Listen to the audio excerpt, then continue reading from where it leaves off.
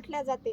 तर ती स्त्री सशक्त आणि निरोगी झाली पाहिजे, त्या अनुषंगाने आज आम्ही इथे स्प्राउट म्हणजे अंकुरित धान्य याचा आस्वाद घेत आहोत. आरोग्य कक्षानंतर भरपूर योगा केलेला आहे सगळ्यांनी. लाईव्ह नाही घेतलं पण पूर्ण येत नाहीये. अच्छा, तर व्हिडिओ घेत आहे का? तर पोषण याच्यासाठी जरुरी आहे की योगाने पूर्ण बॉडी डिटॉक्स होणार आणि याने पूर्ण इंटरनल बॉडी आपली शुद्ध होणार. प्रथिनं, व्हिटॅमिन्स, मिनरल्स जे काही असेल ते सगळं आपल्याला याच्यामधून भेटणार.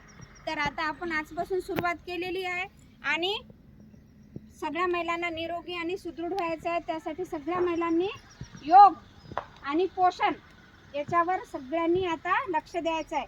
सगळ्यांसाठी जगता जगता आपण स्वतःसाठी जगून जायचं राहून जातं. त्या अनुषंगाने आता आपल्याला स्वतःसाठी 1 तास 1.5 तास द्यायचा आहे, योग करायचा आहे आणि योगासोबत असे उपक्रम पण आपल्याला घ्यायचे आहे.